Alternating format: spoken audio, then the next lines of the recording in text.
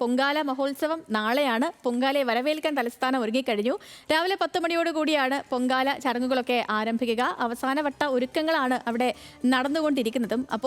ഇപ്പോൾ തന്നെ അവിടെ നിരത്തുകളിലൊക്കെ പൊങ്കാല കലങ്ങളൊക്കെ നിരന്ന് കാണും. അവിടെ അടുപ്പ് കൂട്ടിക്കാണും. അതൊക്കെ അറിയാവുന്നതാണ്. നമുക്ക് ആരെടുത്ത ഹാൻസ് ഉണ്ട് നമുക്കിപ്പം.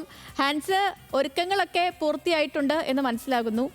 ഇപ്പോൾ ഇന്ന് എന്താണ് ക്ഷേത്രത്തിൽ നടക്കുന്ന പ്രധാനപ്പെട്ട കാര്യങ്ങളൊക്കെ, ക്ഷേത്രവുമായി ബന്ധപ്പെട്ട് നടക്കുന്ന കാര്യങ്ങൾ എന്തൊക്കെയാണ്?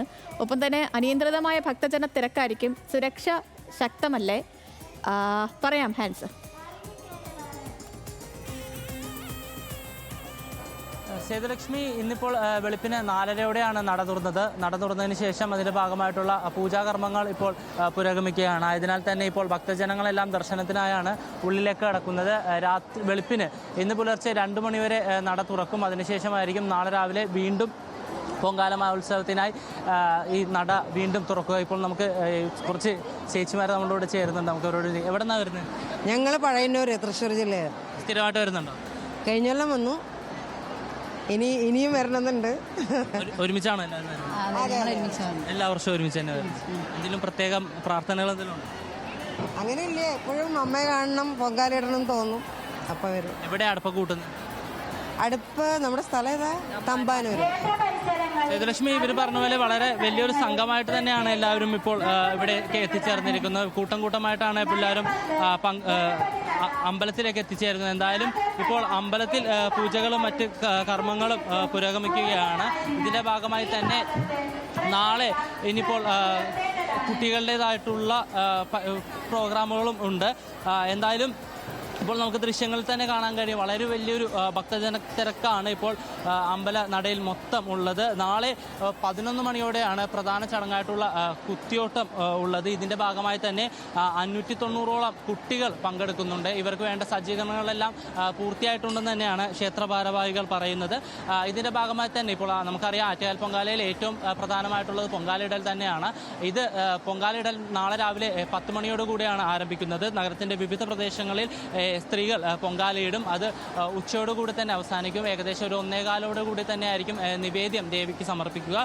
അതിനുശേഷമാണ് വൈകിട്ടാണ് ഈ പറയുന്ന പോലെ കുത്തിയോട്ട ചടങ്ങുകൾ നടക്കുന്നത്. 7 മണിയോടുകൂടിയാണ് ആ ചടങ്ങുകൾ ഉണ്ടാവുക. പിന്നീട് 11 മണിയോടുകൂടി തന്നെ നാളെ നട അടയ്ക്കും. അതിനുശേഷം 14-ാം തീയതിയാണ് ഉത്സവത്തിൻ്റെ അവസാന ദിവസം. 14-ാം തീയതി എന്ന് പറയുമ്പോൾ 10ാം ഉത്സവമാണ്. ഇന്ന് 8ാം ഉത്സവവും നാളെ 9ാം ഉത്സവമാണ്. നമുക്കറിയാവുന്ന പോലെ മാർച്ച് 5-നാണ് ഈ ഉത്സവം, ആറ്റുകാൽ പൊങ്കാല മഹോത്സവം ആരംഭിച്ചത്. എന്തായാലും ഇതുമായി ബന്ധപ്പെട്ടുള്ള എല്ലാ ക്രമീകരണങ്ങളും പൂർത്തിയായിട്ടുണ്ട് എന്ന് തന്നെയാണ് ജില്ലാ ഭരണകൂടവും ക്ഷേത്ര ഭാരവാഹികളും എല്ലാം നമ്മളോട് അറിയിക്കുന്നത്. കാരണം ഇത്ര വലിയൊരു ജനത്തിരക്ക് നിയന്ത്രിക്കുന്നതിന് വളരെ ദിവസങ്ങൾ നീണ്ട ഒരു പ്രയത്നം തന്നെയാണ് എല്ലാവരുടെ ഭാഗത്തു നിന്നും ഉണ്ടായിരിക്കുന്നത്. പക്ഷേ ഇതിൽ പൊങ്കാല അർപ്പിക്കുമ്പോഴും സുപ്രധാനമായും നോക്കേണ്ട ചില കാര്യങ്ങൾ ജില്ലാ ഭരണകൂടം പറയുന്നുണ്ട്. വേനൽക്കാലമാണ്, ആയതിനാൽ തന്നെ അടപ്പ് കൂട്ടുമ്പോൾ നിശ്ചിത അകലം പാലിച്ചുകൊണ്ട് അടപ്പ് കൂട്ടണം. അതിനുവേണ്ട സുരക്ഷാ ക്രമീകരണങ്ങളെല്ലാം പാലിക്കണം. നഗരസഭ അംഗീകരിച്ചിരിക്കുന്ന സ്ഥലങ്ങളിൽ മാത്രമേ പൊങ്കാല സമർപ്പിക്കാൻ പാടുകയുള്ളൂ. അതിനോടൊപ്പം തന്നെ ഏറ്റവും സുപ്രധാനമായിട്ടുള്ള കാര്യം, ഇന്ന് ഉച്ചയ്ക്ക് ശേഷം നഗരത്തിൽ ഗതാഗത നിയന്ത്രണം ഏർപ്പെടുത്തും. ഉച്ചയ്ക്ക് 1 മണി മുതലാണ് നിയന്ത്രണമുള്ളത്. നാളെ രാത്രി 8 മണി വരെ ഇത് തുടരും. എന്തായാലും ഗ്രീൻ പ്രോട്ടോക്കോളിൻ്റെ ഭാഗമായിട്ട് പ്ലാസ്റ്റിക് ഉപയോഗത്തിലും നിയന്ത്രണമുണ്ട്. കൂടാതെ മറ്റ് ചടങ്ങുകൾ നാളെ ക്ഷേത്ര നടയിൽ നിന്ന് തിരി കൊളുത്തിയതിനു ശേഷം അത് വീണ്ടും ഭണ്ഡാര നടയിലേക്ക് നൽകുന്നതാണ്. തൊട്ടടുത്ത് നിൽക്കുന്ന ഒരു അമ്മ, ആ അമ്മയ്ക്ക് എന്തോ പറയാനുണ്ടെന്ന് തോന്നുന്നു, ഒന്ന് ചോദിച്ചേ.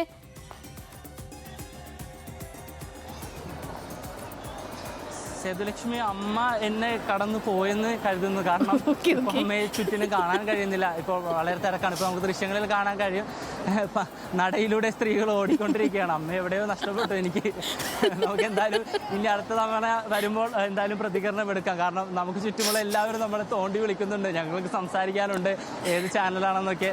അപ്പോൾ നമ്മളുടെ പരിമിതികളിൽ നിന്നുകൊണ്ടാണ് കാര്യങ്ങളെല്ലാം മുന്നോട്ട് പോകുന്നത്. പക്ഷെ എന്തായാലും അടുത്ത വീണ്ടും ഹാൻസിലേക്ക് മടങ്ങിയെത്താം.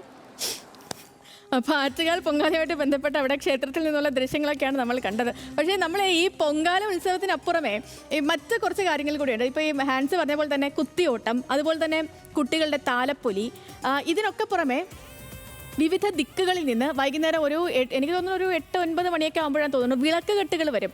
ഈ ഓരോ ദേശങ്ങളിൽ നിന്നും വരും. തിരുവനന്തപുരത്ത് തന്നെ ഓരോ സ്ഥലങ്ങളിൽ നിന്ന് വിളക്ക് കെട്ടുകൾ വന്നു ചേരും.